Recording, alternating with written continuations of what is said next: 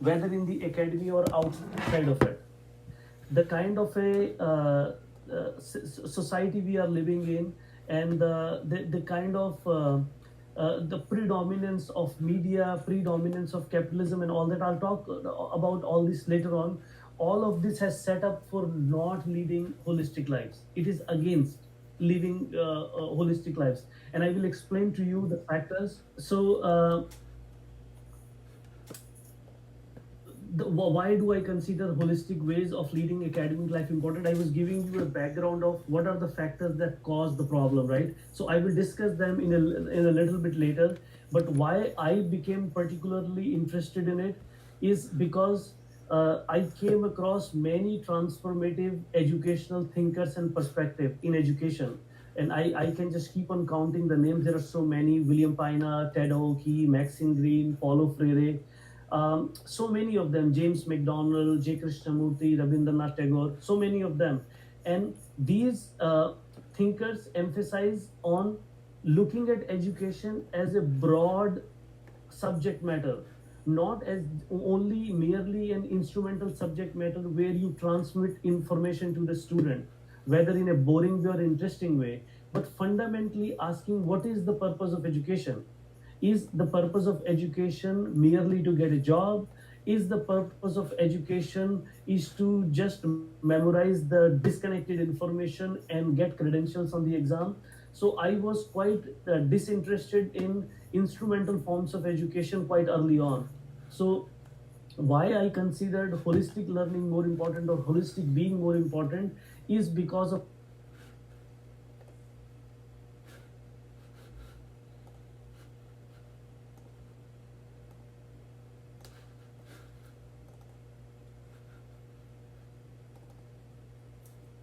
talk. And these authors, they were invited at Mount St. Vincent University as well several years back. And I went to attend this talk because I thought that I want to know, okay, how do other folks are looking at, because I was going to give this talk to the doctoral student for the inter-university program. So I just wanted to see how are other folks looking at it. And I attended the whole presentation, and I was quite disturbed by it actually, because you see the title: being an effective, successful, and happy academic, the secrets to success research reveals. I don't know whether you see a sales pitch in this. And the whole workshop was a sales pitch. And effective and successful comes first, happy comes later. Actually, there is an equation: if you are effective, if you are successful, you are going to be happy. And effective and successful on the basis of the criteria that the neoliberal academia has set for you, which is, as I said before to you, more grants, more publications, right?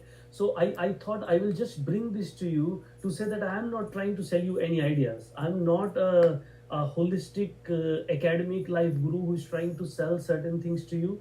I'm sharing my personal takes, my personal understanding, because I have explored these things very deeply. So I'm just trying to share these things with you. And like this talk, I could see for a new academic who wants to be in the academic world, this talk would have created a lot of fear and anxiety and insecurity in them, because it was not challenging anything in the system. There was not even a single critical opinion on what's going on in the academic culture. It was all accepted as good and amazing. And what you have to do is just slog through it and fit yourself into this system so that you can ultimately become happy. I really found it problematic. Another thing that I find in academic culture that is very problematic, and I'm from India, so I had a very different relationship between the teacher and the student. I still call my teachers in India sir and madam, and have a very deep respect for them. These words don't matter, but the I never saw that the relationship between me and the teacher, my teachers, was dependent on this commodity called education. I am paying for it, they are teaching me. It's a transactional relationship. So if I pay and if I get anything, what I want in return, it's good education. because I am paying, if what I'm getting is not what I want to get, then it's not good education. And unfortunately, I'm not using it as a sweeping remark. I've come across many tremendous students. I'm just giving you a general idea that education has become transactional because students have to pay for it and the loans and all that, right? So, and the education is linked to economy. So, of course, students think in terms of economic value of the education. So, education becomes commodified, and the sacredness or the sacrosanctness of the relationship that can exist between teachers and the students unfortunately don't exist. Instrumental focus, as I've covered before, the thing in itself that you're learning, that you're doing, that you want to learn is not important. It's what you're going to get out of that. Self-centeredness, as you know that in the capitalist system, in I would say also in Eurocentric system, self is emphasized quite a bit. It's about me, everything is about me, my success, my advancement. And I don't know whether you know, but when we go for reappointment and tenure or promotion, you have to glorify yourself quite a bit, and I find that sickening. But you can't do anything. You have to make a case for yourself, and it feels so immature and immodest to me. But that's what the culture is. You have to sell yourself, and in that, it's very easy to become self-centered.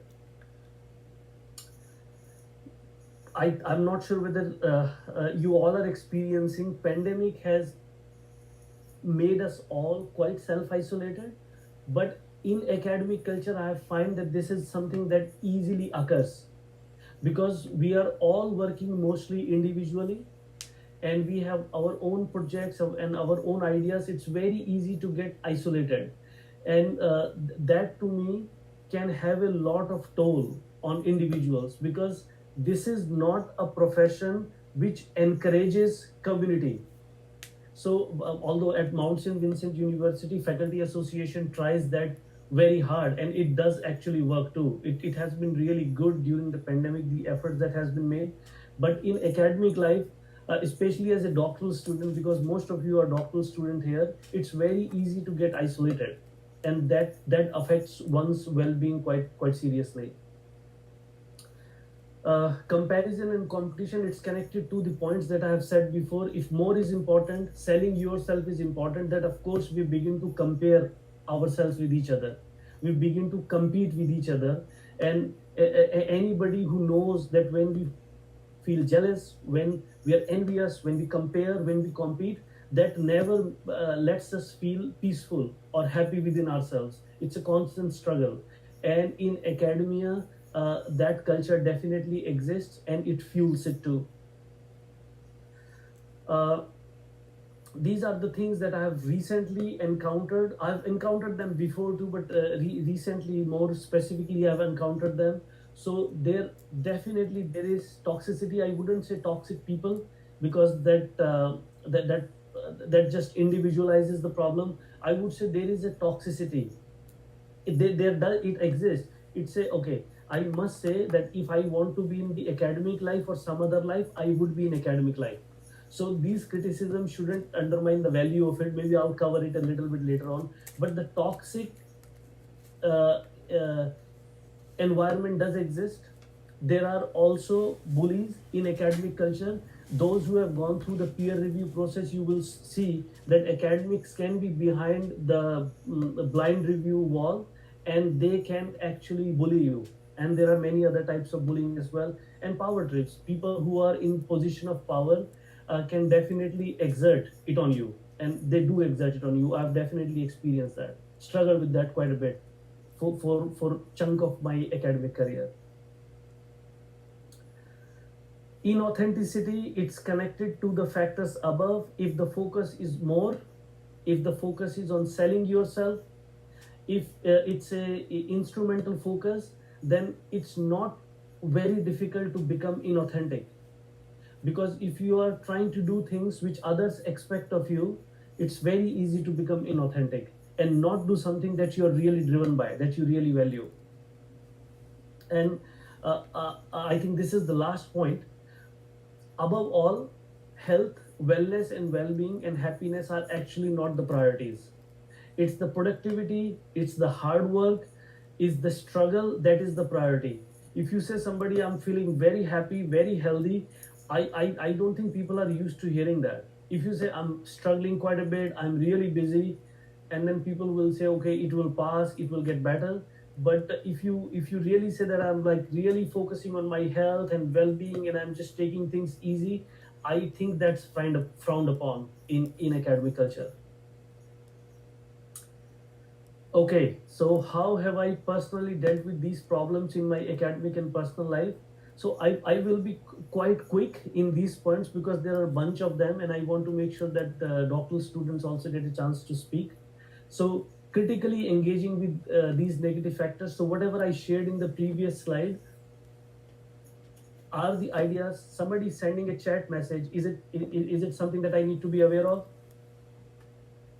Because I can't see the chat message. No, sorry, I'm No. just making a comment. Okay, thank you. So the criticism that I shared with you previously are actually based on my observations and my serious engagement with academic culture. And because of the way I have lived throughout my life, through most of my life, and because of the kind of research and teaching I do, I have been working on this notion of meditative inquiry, which has helped me in my teaching, learning, research, creative activities, and overall living. And I try to share that perspective with my students in all of my courses, and all the doctoral students who are here will confirm that this is the way I have been engaging with them in the doctoral seminar. So, uh, of this of meditative inquiry, these are the factors that are central: freedom, freedom to be, freedom to think, freedom to critique, freedom to relate, freedom to express, relaxation and movement, so that we are just not sitting all the time and actually learning deeply about ourselves. And that's how we try. That's how we begin this session. Creativity. The students will share with you the assignment that I did with them, or what they will be sharing is about one assignment that I request them to do, and I have incorporated this assignment in all of my courses. It's about engaging in a creative or a relaxation activity throughout the term, because I think creativity is so important, and we all are creative. Again, because of the selling culture, the notions of creativity that have become important is something that is praised by people, or that is rewarded. But creativity, the way I look at it, is anything that you do with your whole being, that you love doing, is a creative act. Dialogue is central, because otherwise the education becomes transactional. We need to engage with each other fully and holistically.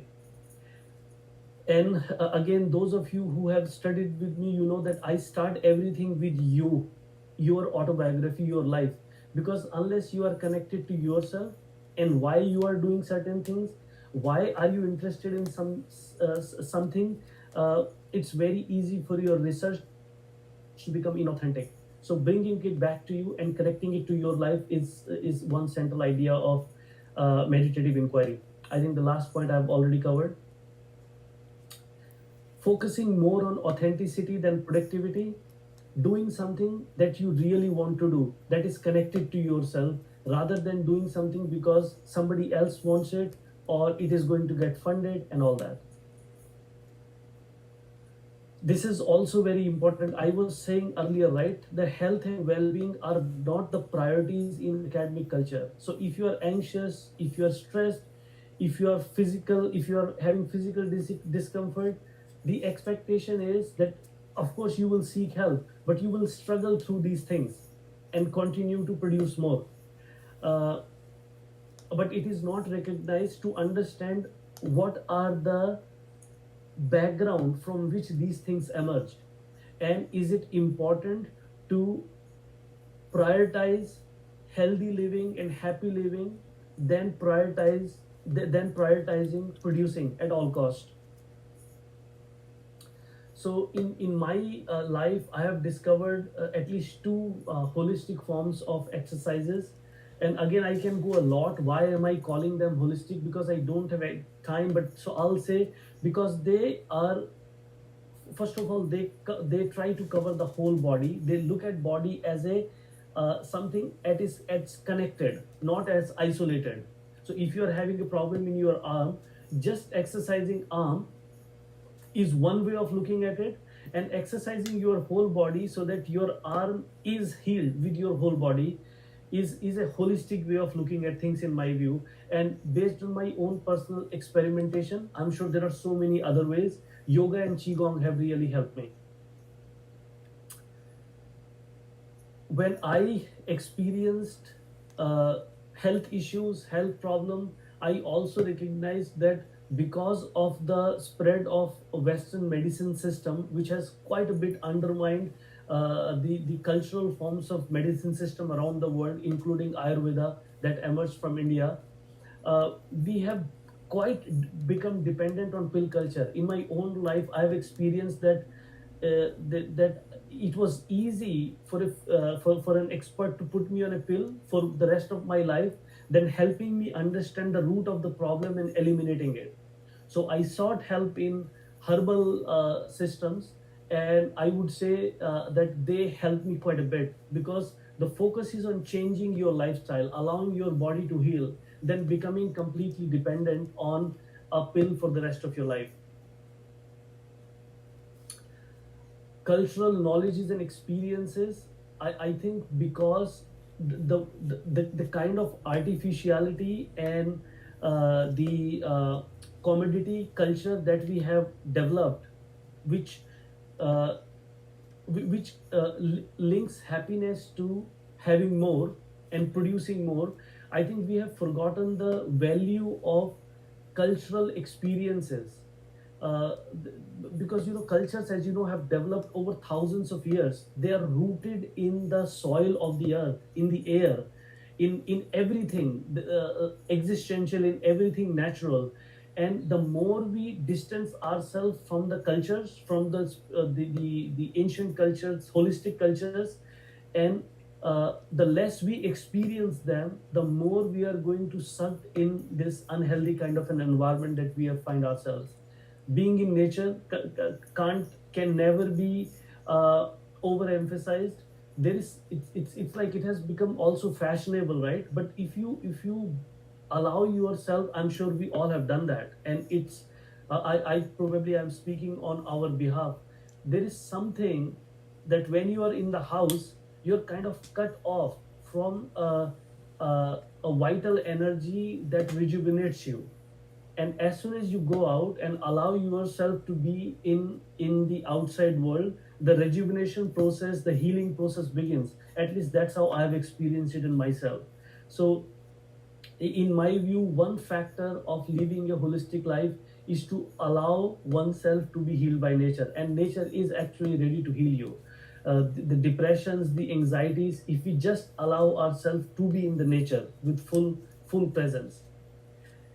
Contemplation, taking time just to think about things, not staying always in the fight or the flight mode or the running mode. And I'm sure pandemic has given us a lot of opportunities to do that, to be with oneself and just seeing what's happening within oneself and contemplating the external and the inner world. This thing is pretty unique, but has helped me quite a bit. Being completely inactive. So sometimes what we do, if we are working very hard, then we start to not work very hard. That means we start to engage in other activities, but don't let our minds and the brains and the body some space to be completely inactive, so that you are just being with yourself and not moving from activity to activity. Again, from personal experience, this complete inactivity, even for a little bit, has a tremendous impact. It makes you anxious and uncertain in the beginning, but if you allow yourself to be completely inactive, even for a few moments a day, I'm just going to be in complete inactive mode.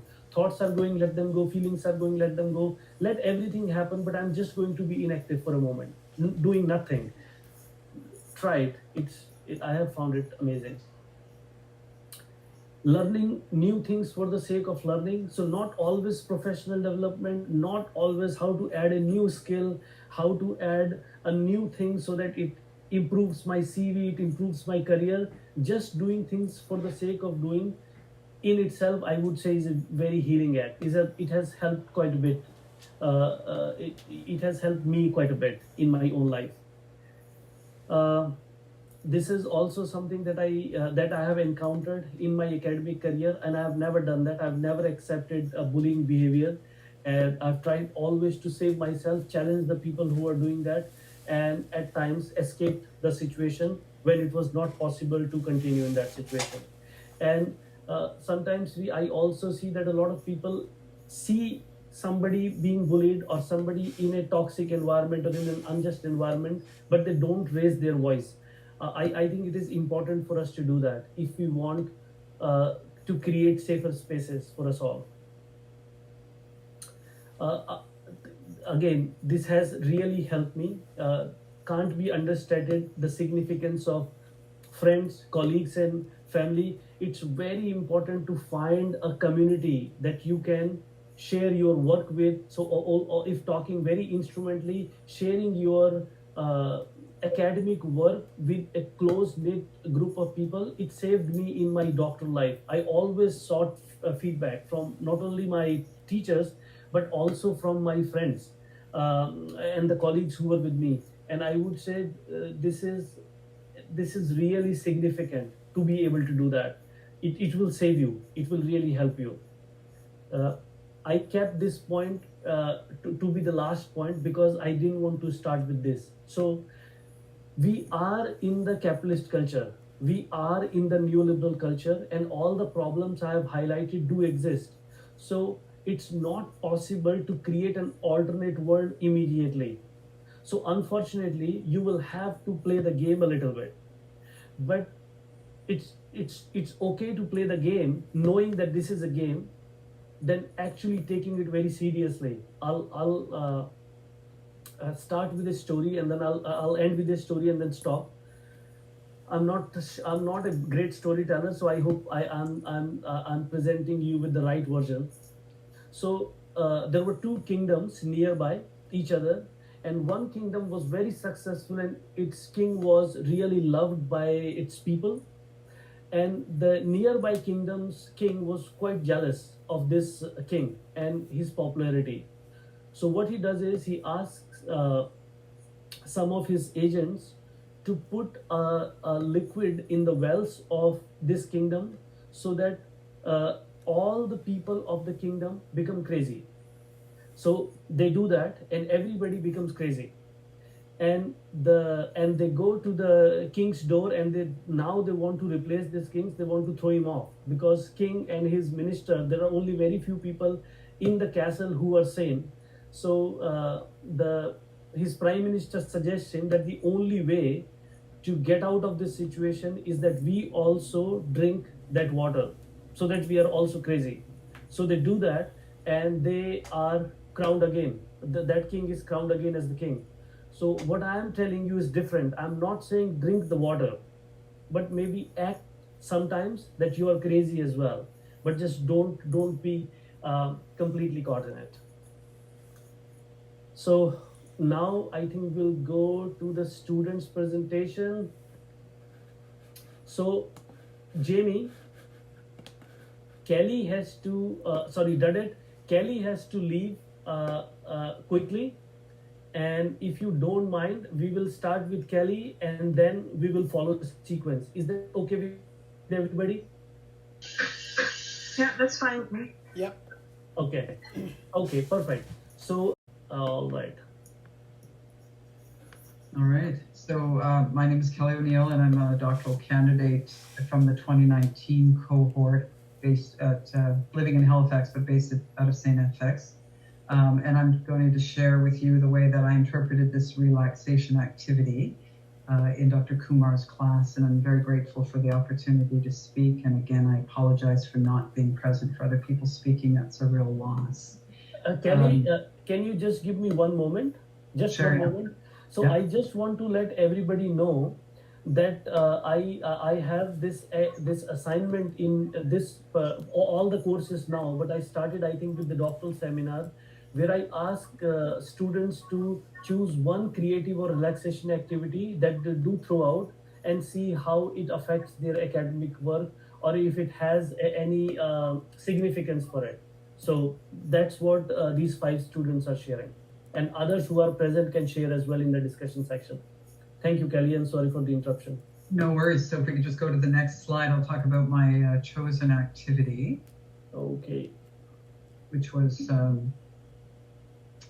I called it walking poems. I've taken that phrase from somewhere, so I don't know where, but that basically sort of accounted for what I was doing, which was basically getting away from the desk, going out for walks, taking pictures, going home, and then writing down words that immediately came to mind when thinking about what I had photographed or looking at those images again. And the big thing for me was to not sort of self-censor and not really wrestle with words, just put them on the page in a non-narrative format. So these are just examples from the document that I prepared for the class, pictures and, very loosely termed poems. I'm not a poet.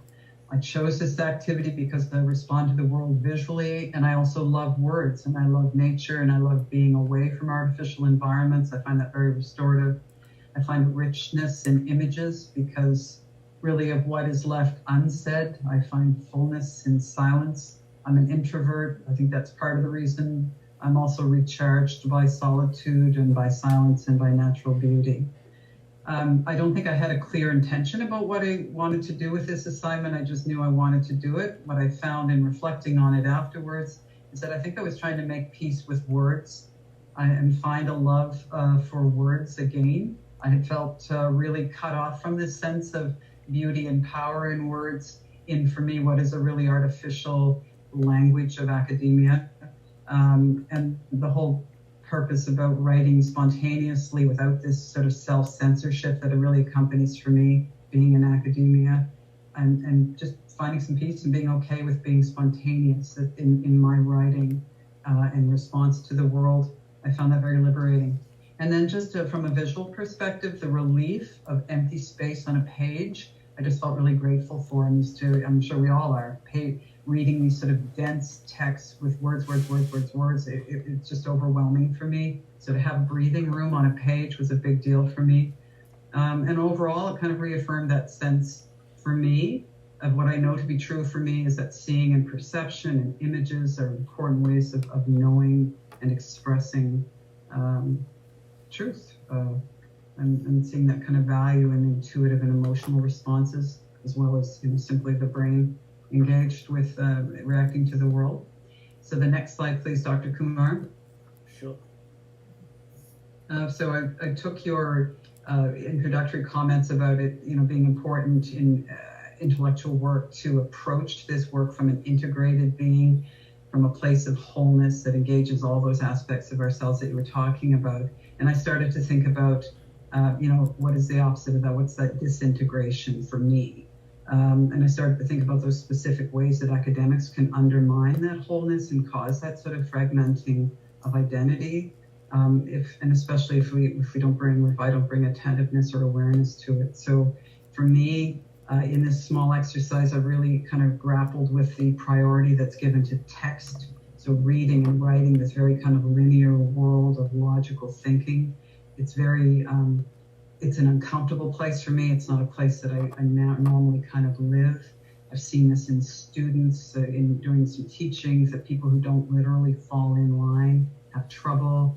Their way of seeing the world is devalued, and letter grades are reflecting the sort of all of that, everything you said about capitalism and commodification, but also just a really terrible message for people. If you don't write well, you're not a good student.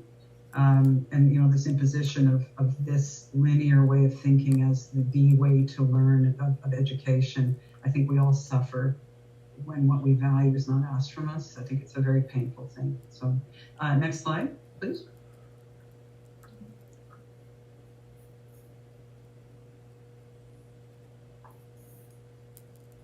whenever we get to that. Okay.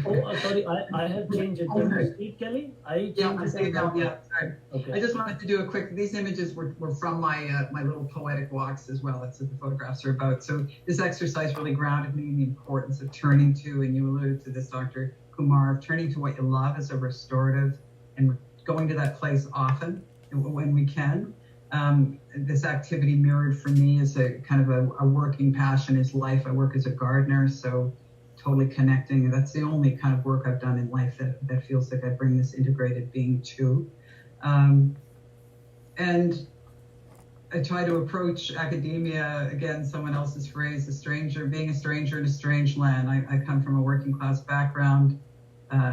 Very few people in my family have gone to university, so I really feel like I'm working with a language and a way of expression that is not my own, but this same thing that you referred to, Dr. Kumar, is that embracing that and knowing it's not my way, and it is a bit of a game without being sort of mowed down by it, but how do I kind of engage with that in a playful, critical kind of way. And then my final slide is just was just an image that really spoke to me, whether or not it's up there yet. I don't see it yet. In any case, I found this image in an article. Can people see it? Yeah. Okay, so reviewing the work of someone who had created a graphic novel of his PhD thesis. My master's thesis, I wrote the typical thesis, but I also do a little bit of cartooning. So I doodled out kind of a summary for community. And so I was interested in this idea. And this artist scholar suggested, I just like the visual. Visual thinking offered a counterpoint to what he called thinking and seeing flatly. And that's represented by the image on the left, sort of very linear, offshoot, logical, yada, yada. Talked about, he represented visual thinking as a spherical map, as he said, with no start or end points. And that other people can't see it as well. Yeah, sorry, I sorry, Kelly, I didn't see it as well. I thought you were you were thinking about the image that I have. Can you send me? Where did you? Oh, sorry, it should be in that slide. Oh, I'll forward it. Sorry, it's a graphical representation of linear instead of spherical thinking. I must have sent you a wrong slide. So sorry about that. It's a great image, and I will send it. So basically, my sense was finding whatever that space is outside the linear for yourself, whatever that means to you, and sort of taking time to spend some time there. And thank you. Thank you. All right, Dudett, are you ready? Hi, Dr. Kumar. So, are you using a PowerPoint or something, Dudett? Okay. No, I'm just going to speak Perfect. from my experience. So, yeah, thank you for inviting me. And I just want to say this has changed my whole life as a person. When I started this course in the PhD program, I was overwhelmed. When I say overwhelmed, I was, very distraught. I was happy to get into the program, but then I started to suffer from the impostor syndrome. I didn't even know that was what it is until I spoke to someone, and I said, what did I get myself into? I don't know what's going to happen now. This is so much for me. I just don't think I can do it. And then she said, oh, that's normal. It's an impostor syndrome. So, okay.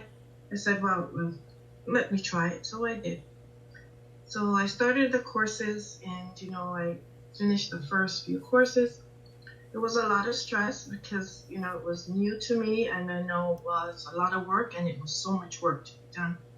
So I survived. Okay. So I came to Dr. Kumar's class, and he said that the name of the course that he was going to teach was Teaching as a Meditative Inquiry. So that struck me very deeply because I was so stressed, and I really wanted to be able to be free from this stress. And I started to listen carefully to what he said because I want to release the stress. So I looked at Dr. Krishnamurti video. I watched one of his videos, and he spoke about hurt. And I felt that, I was hurting with so much stress, and I could see the passion. He was asking you, what does it feel like to be hurt? And he was very passionate about these words, and I was hurting with the amount of work I don't know. Maybe I was stressed with other things as well on top of the work that I had to do. And also, I read the assignment that you gave. The first one, teaching as a meditative inquiry, a dialogical exploration. And there was one paragraph that struck me when you spoke with, I think it was Adrian Downey, yes, Dr. Downey. And he was talking about dialogical meditative inquiry. And he said it is not a deterministic methodology intended to find answers to predetermined questions. On the contrary, it is a possibilistic, open-ended, and emergent process. It is a holistic and spontaneous engagement where question and answers emerge in the moment, guided by the meditative inquiry and understanding of the participants. So those words, I started to think about what they could mean to me. And I started to see if I could learn a different way. Could I just start seeing my work as someone talking to me and guiding me to understand what I'm supposed to learn? And when you said to do one of those assignments and to choose something for you to connect with and to meditate, I said, well, let me try meditating because I want to relieve this stress. So I downloaded one app, it's called Oak. And I said, well, I want to prove to myself if this is going to help. And I started meditating and I kept a journal. And I kept the journal for 10 days and I kept writing out everything. And, it was going along with the classes that we were having every Thursday. I don't remember the exact day, but we were having a class every Thursday. It was Thursday, yeah. Yes. And one of the classes that we did, I look back on all the things that I wrote about. Some days I felt very well, and some days, it was, okay, well, I'm back to the same feeling that I had before. And then it went back to feeling good. But then the class that you had on neoliberalism was very touching to me. Just like what you said today, it resonated with me again, that the world, that's how it is. So it's either I'm going to suffer or I'm just going to see it is and live a life of peace. So it shows that I'm going to live a life of peace because I'm not going to be able to change this whole thing. I'm going to have to survive within it. And I started to look at the world differently. And I started meditating and connecting with my body. I started connecting with my soul and my mind and my way of learning. And to tell you the truth, I feel so much better. I became clear. I started to walk and observe nature, listening to the sounds, feeling the wind, touching my skin, and actually being myself. And, I know sometimes life would get in the way, but then I don't let it bring me down. And I just want to leave a poem that I found the other day when I was walking again. I just went into this store and I was trying to find something that would bring peace in my home or around the surrounding because I was doing some gardening. And I found this Desultory, and I just want to read it to everyone who's listening today because it really resonated to me and it spoke to what you were talking about. And it says, go placidly amid the noise and haste. Remember what peace there may be in silence. As far as possible, without surrender, be on good terms with all persons. Speak your truth quietly and clearly, and listen to others.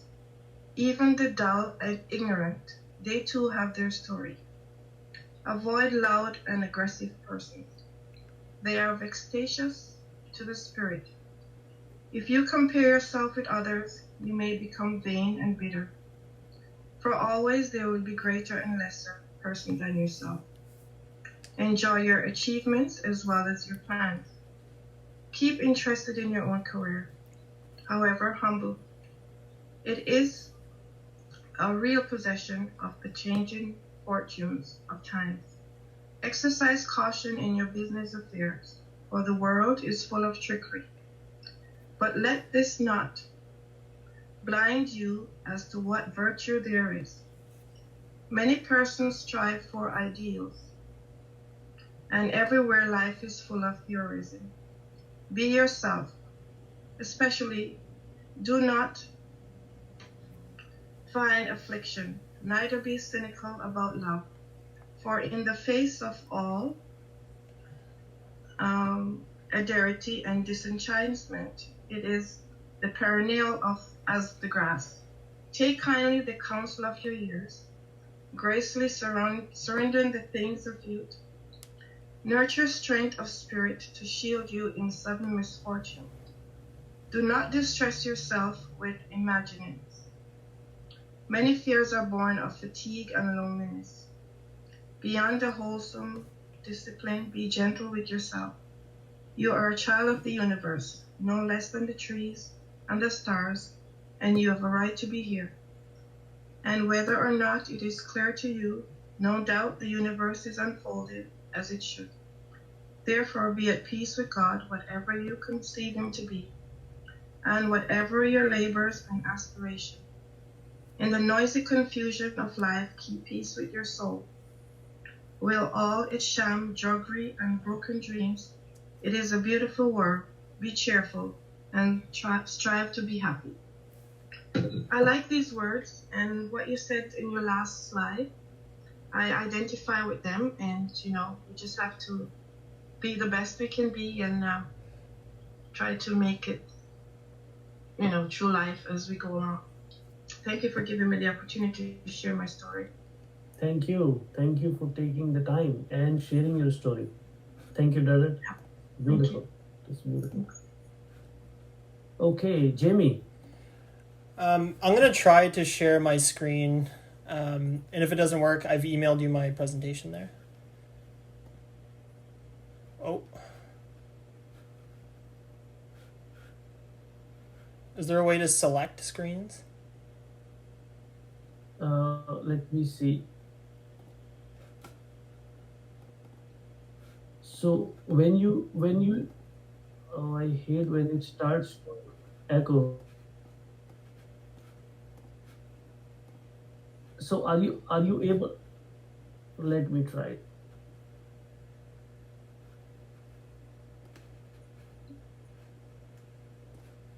Can you see that now? Let me see. Yeah. Okay. So that's you can hear me fine and you can see it? Yes. Okay, perfect. So well, thanks, Dudett, and thank you, Dr. Kumar, for having me. My name is Jamie Caron. I'm in the same cohort as Dudett and many others presenting today, so this year's cohort. And I'm just going to share some of my experiences with the creative and relaxation activity. So before I talk about what I did as an activity, I kind of have that same sentiment as Dudett, where I was like, I want to look back at what I did or what the assignment was all about. So I went back to the syllabus, and this line really struck me. So in there, Ashwani said, one of the goals of this course is to encourage doctoral students to participate in activities that promote relaxation, awareness, and creativity in order to become healthy and happy academics and practitioners. So I purposely highlighted those 4 words because we often see the word creativity in learning outcomes, but rarely do we see relaxation, awareness, health, happiness. Like, these are not words that we normally see in higher education. So that really struck me because I think that those are really, really important aspects of our whole being that we need to learn. We need to focus on and we need to cultivate. So with that being said, the assignment encouraged us to obviously think of something creative, work on our relaxation, but also to try something new or different.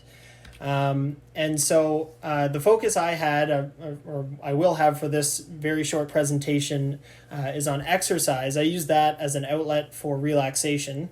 And often we don't think of exercise as a form of relaxation. But for me, physical activity is something I've always done. I've always played sports. I love being outdoors. And so it kind of, it was a good outlet for me over the semester. And another thing that I kind of had a challenge with was I wanted to try to be creative within this. And when you think of exercise, you don't really think creativity a whole lot. But the pandemic gave me the opportunity to be creative. So that is the image to the left is a workout bench, I guess we'll call it. And I made that out of wood, just something that I could move my activity indoors throughout the winter because my focus was on running, but then there's a lot of, as we know, rainy, snowy days here. So I was able to move some of that indoors by using some creativity. But the focus of my physical activity, I guess we'll call it, was running. And it's something that I've always done, but because I wanted to try something new and make this more of a relaxing activity for myself, normally I'm a little bit competitive, so I like to time it and try to beat my times. And I like to listen to music or an audiobook or a podcast. But for this, I decided to let all that go. So that I could just run outside, be kind of in nature. There's a really nice trail by my house that I can run alongside a lake. So that's where I like to be. And I noticed when I unplugged, so to speak, take the headphones out, stop listening to music, I really started to create lists in my head. So when I get home, I'm going to read this chapter, I'm going to do this, I'm going to make supper. So I really had to focus on reducing kind of those thoughts and just being outside and enjoying my surroundings. Some of the strategies I tried to use were, focus on my breathing, take long, quiet stretches when I get home. And I don't know, it might just be my personality, but those two strategies didn't work overly well for me. So what worked really well for me, I think, is just being outside, paying attention to, you can hear the water on the lake or the wind or the trees or the birds. So that sort of thing is really helpful for me. And that's what Celeste Snober talked about in her article. She called it the mind-body-spirit connection. I think Ashwani talked about that earlier. So that was kind of reflecting back, and then just thinking about today and kind of looking forward. I've actually incorporated some of this into kind of my daily routine now. So you can see that's me on the right there. We just had a baby in March, so I've traded in my running sneakers for walking shoes, and that's what I do for relaxation now. So one of the quotes that really kind of sums up what I think about what I'm trying to do when I go out walking, when I'm, not listening to music, just being in nature, is how Ashwani and Dr. Downey described meditation. So I don't know if what I'm doing is considered meditation, but they say meditation is to come into contact with life through intense awareness, bringing your whole body together so that you can experience life as it is. So, I don't know if I can achieve that every time I go out, but that's my goal. And so now I take breaks and I walk. Again, I'm really focused on the whole nature aspect. Not using technology is a big one for me. And if I can achieve it, being in that state of flow. So it happens from time to time where I'll go for a 45-minute walk and I'll get back and it feels like 5 minutes. It's just because I've enjoyed it. I haven't really paid attention to the stresses in my life or anything like that. I just kind of let go and kind of connect with my surroundings. And so finally, when I get back to my desk and I start working, I feel like I'm more relaxed and more focused. And I know that's not the whole point, but I probably do produce better work as a result because I'm not feeling the same stresses had I been sitting in my seat all day and not gotten up and moved. So with that short presentation, I just want to say thanks. And I'm sure there's no time for questions, but if there are, I can take some. I think there will be time after everybody has presented. Okay. I'm just gonna stop sharing my screen here. So, Lubaba, are you ready? Yeah, sure. Can you see me now? Yeah. Wait, hello everyone. I'm Lubaba Sanjana.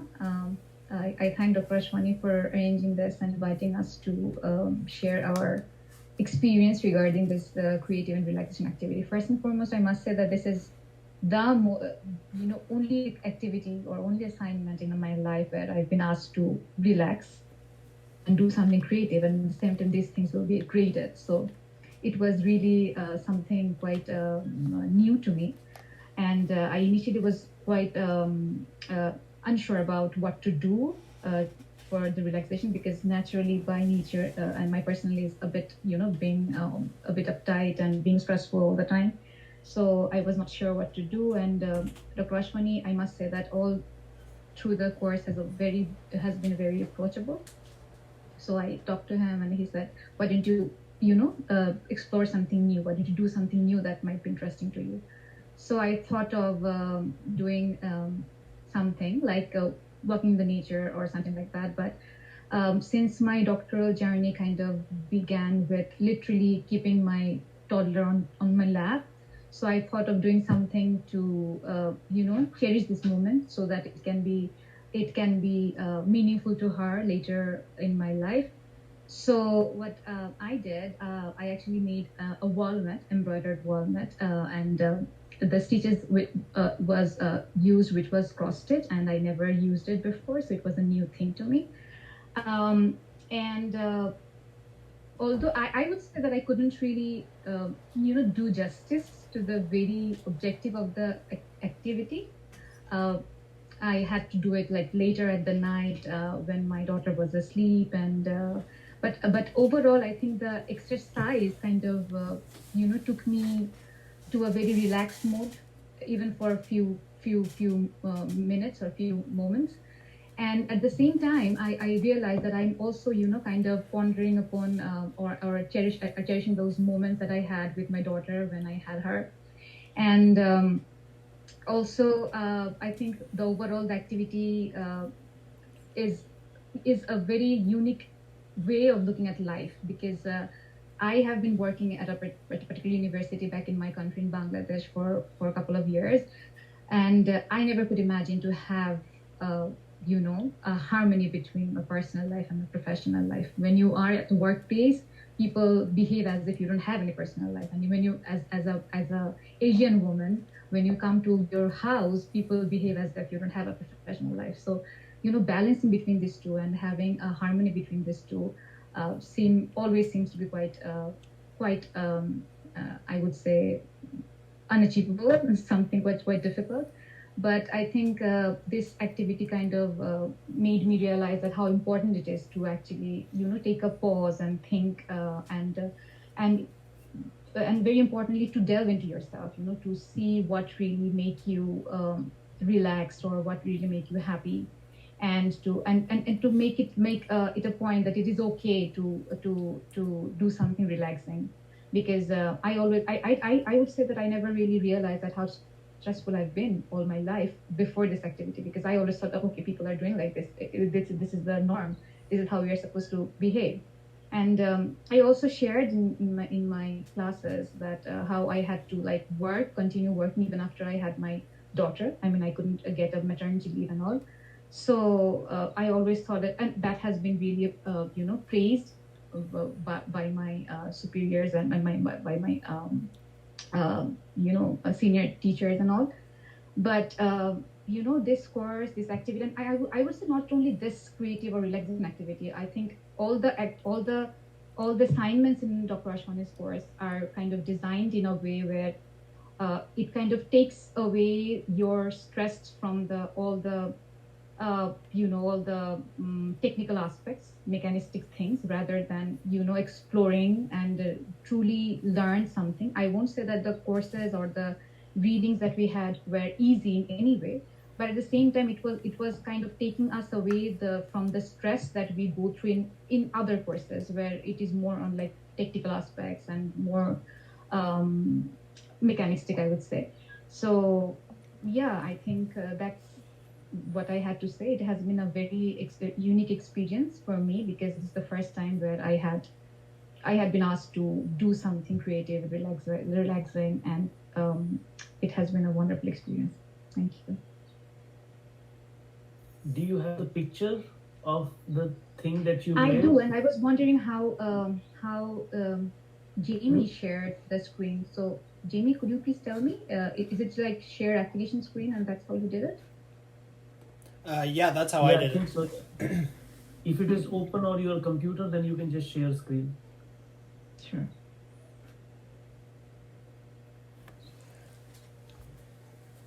Can you see? Not yet. After sharing screen, I think you'll have to select the window, that particular window. Or can you drop the picture in the chat? I think that should work. Oh, it's working now. Yeah, we can see it now. Yeah, I think I've done the wrong one. Sorry, Okay. but that's okay. I think it's just. Sorry, I'm doing it again.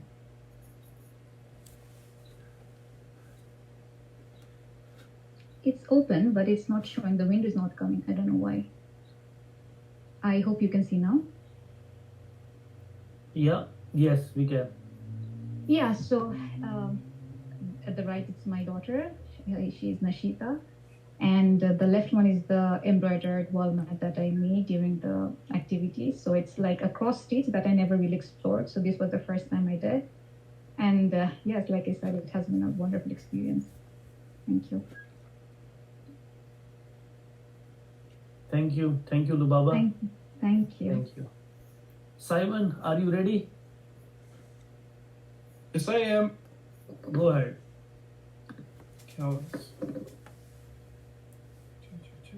Can everyone see me? We can hear you, but we can't see you.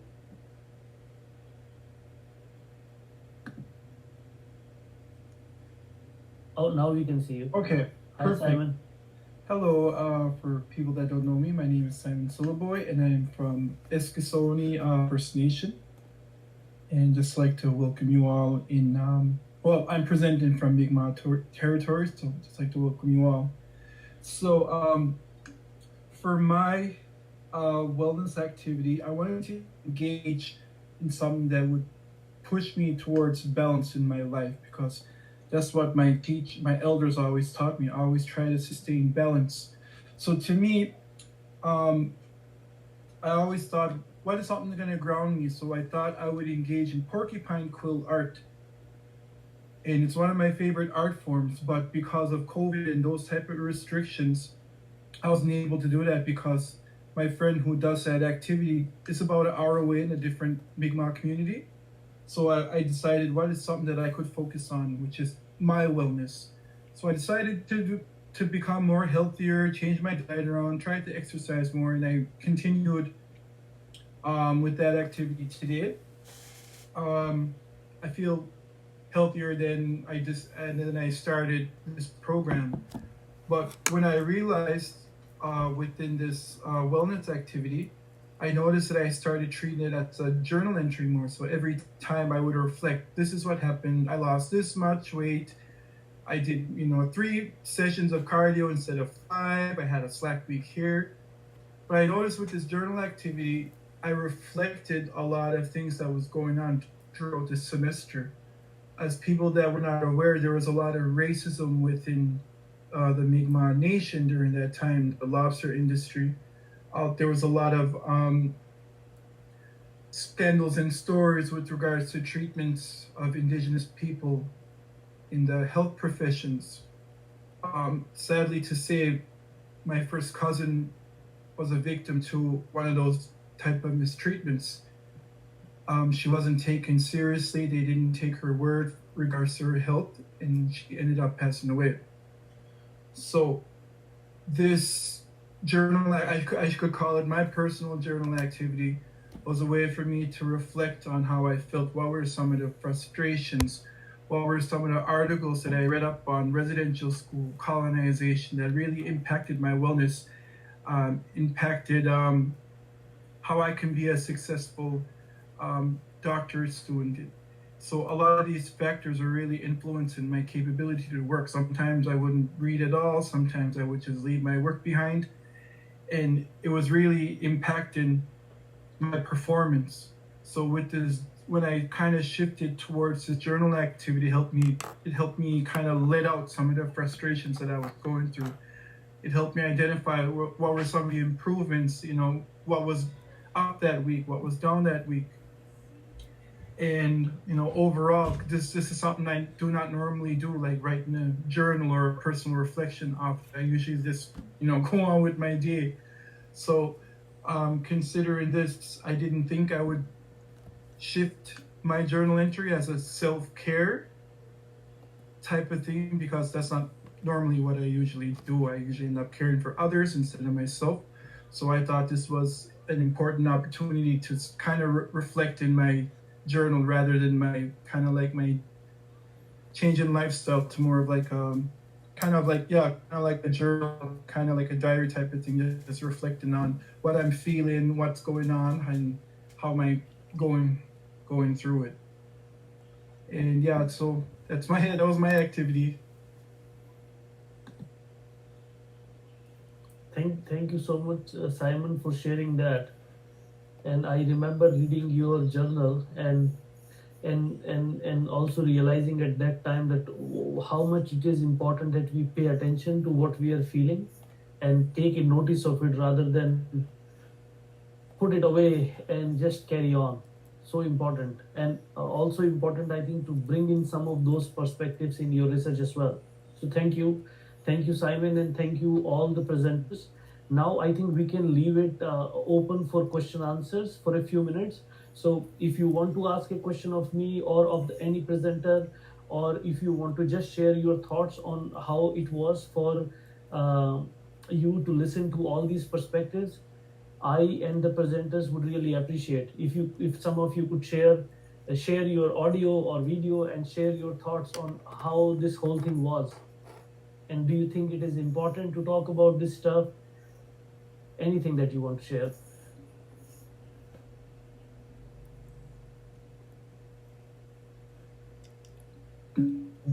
Diane, go ahead. Hi, I really thank everyone for sharing their experience with the activities to slowing down. For me personally, Ashwani, I may have asked you this question already before, but what I'm curious about is, like, it feels like we're going against the grain.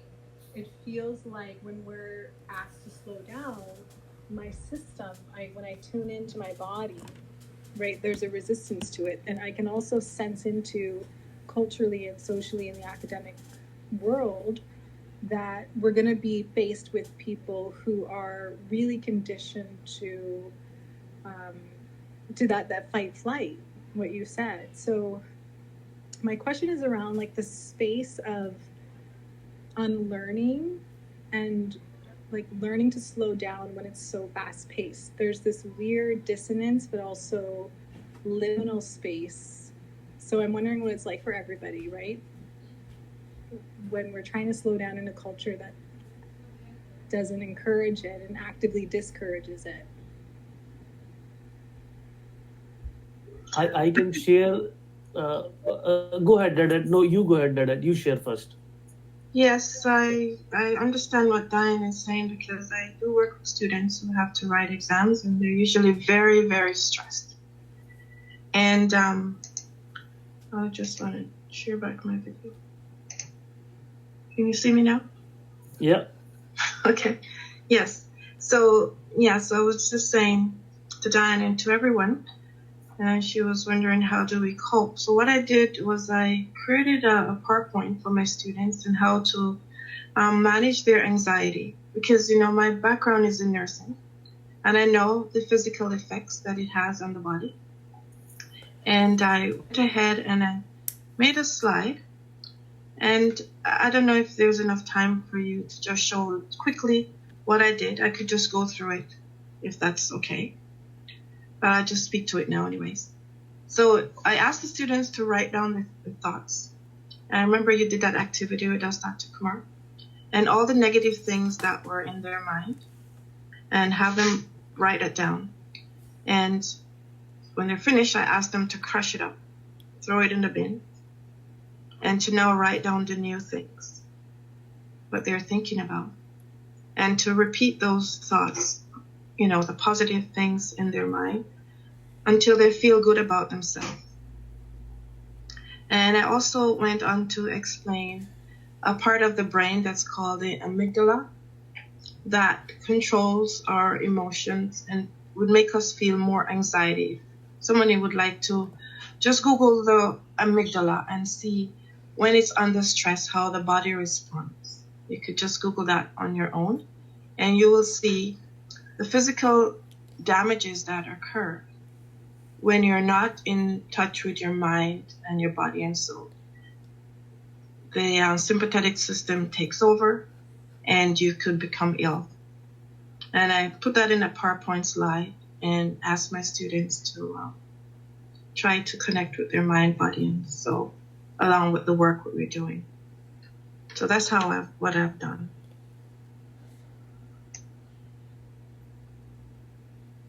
Thank you, Dudett. Does anybody like to respond to that? I want to just say something very quickly. So, Diane, that's a very important question, and unfortunately, there is no straightforward answer to that. As you have recognized that the wider culture is build up of these things, right? Productivity, stress, and anxiety, and all that. So it's like, I think the first step is for one to realize that this is what it is, and how does that impact me. I think through that very awareness, one will get the way forward into this whole system. Because if like I'm glad that Dudett is suggesting some means and ways to our students, which is very good. For us, I would say, for individually, for us, it's very important to see that it exists and see very clearly and the way it impacts us, and then from that finding what can help us. But it's a very difficult situation. That's why I don't think there can be any easy or straightforward answers. It is very complicated. It is being against the grain. So you really need to like it's like you really need to work at it, see the kind of culture that we are in, and saving oneself from them, at the same time surviving in it. Otherwise it's very ruthless too. It can finish people off and they won't have anything done. So it is a very difficult kind of a situation that we are in. Not sure if it helps you, but that's my thought at the moment. Yes, thank you. Thank you both. Anybody else would like to share their thoughts or say anything? That would be helpful. Med, go ahead. Yeah, I'm not the presenter here. I'm just attending, and I know your sessions are always very informative and insightful. So, for those of you who don't know me, my name is Mohammed Kabash. I am a doctoral candidate, just in the final stages before defending my thesis. And so I have been working with Ashwani on several projects before, and very much. It's always interesting to learn that Ashwani's ideas about meditative inquiry are making their way into academia and the courses. And I don't know if Ashwani has talked about this before or not, but I wonder if there is any resistance from academia to accepting these kind of methodologies into the mainstream academia there in Canada. but I can definitely tell from my own experiences here in Morocco and in France and Germany, it's not always easy to get those ideas about meditative meditation and into mainstream courses in academia. So it's not easy at all. But I can see Ashwani has done a lot of work for the past 10 years, a lot of theoretical conceptualizations of his ideas, and they're very strongly grounded within theory, which is something I've witnessed firsthand through my work with him on his last two books. And so, yes, and as for the presentations, I really enjoyed listening to every presentation here, and I'm always learning new things. I myself use meditation as a way for stress relief.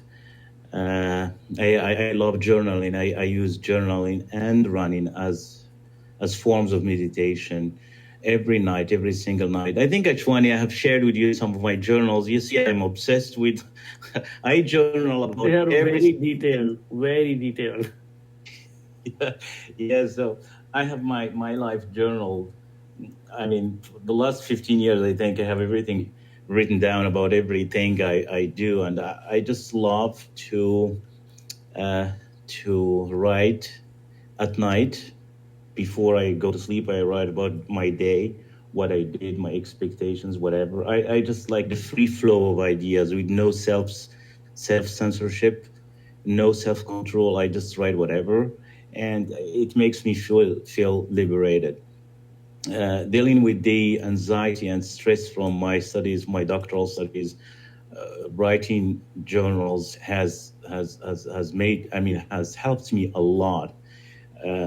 One of the presenters also talked about physical exercise like running. I do a lot of running. Ashwani knows this too. And I like to go outside to the nature, enjoy the nature by myself, by the ocean or in the woods. Just those calm moments where I can tune into myself, to my body. That helps me a lot. And I've been doing this meditation for some years now, but when I started reading Ashwani's work, it's like I found the language, let's say the scientific language of what I was doing. I didn't know that I was kind of involved in some sort of meditative inquiry, an existential inquiry, let's say. But and then I said, well, what I've been doing is this and this and this. So it does exist in the science of meditation. And so, yes, so it's meditation helps a lot in relieving my stress. And now for the last year, I have even witnessed the importance of meditation as I deal with the terminal illness of my mother. As I stand by her side, watching her unconscious. I mean, it gave me more space even to think about everything, about the nature of our conscience, the nature of our existence. So as I see her unconscious, just waiting her to die at any moment, as the doctor told us, it's just so painful. But again, tuning to my body, going out to the nature, spending time in the nature just helps me deal with everything, with the stress of my mom's illness and with my doctoral dissertation and everything. I can stress how important meditation and being outside in the nature are to me, to help me go through all of these stressors. So yes, thank you very much, Ashwani, and thank you for everyone here. Just briefly shared with you some of my thoughts on meditation. So thanks. Thank you so much, Med, and thank you for sharing so honestly and fully. And I hope your mom is doing better.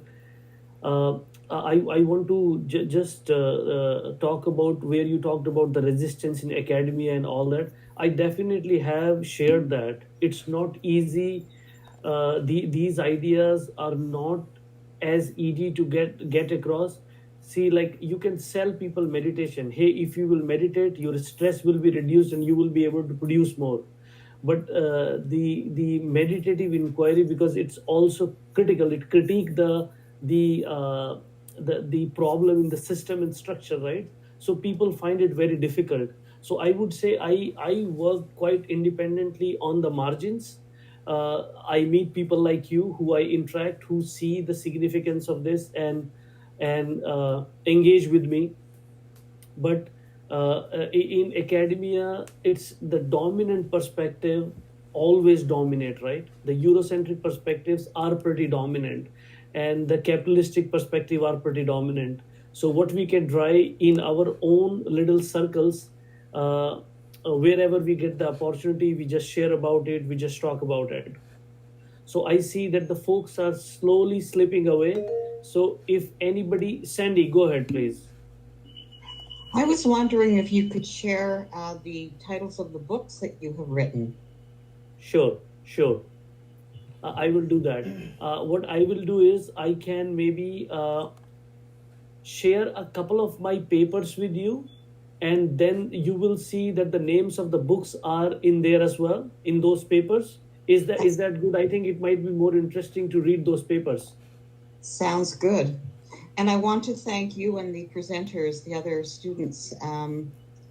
This has been very, sometimes things happen, and this has been one of those experiences that has really connected with me because I have been experiencing some stress, and I've so related to your ways of thinking and your perspectives because I too feel that it needs to be introduced, more in academia because it is about the real world.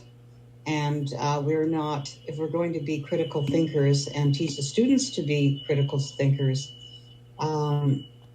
we need to introduce and discuss this with them because I'm sure, so many are feeling the same way. So thank you so much for empowering me to take this forward. Thank you so much, Sandy. And I have left some link in the chat.